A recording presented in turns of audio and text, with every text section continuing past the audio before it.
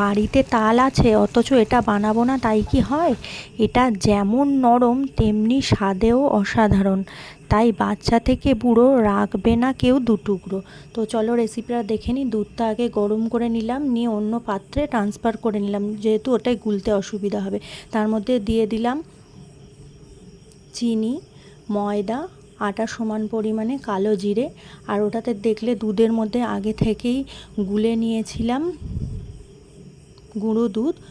1 চিমটে নুন দেব, দিয়ে দেখো তালের কাঠটা আগে থেকেই বের করে রেখেছিলাম, তো সেটাকে দিয়ে ভালোভাবে মিক্স করে নিলাম। দেখো ব্যাটারটার ঘনত্বটা ঠিক এরকম হলে তাহলে সেটা ঠিক হবে।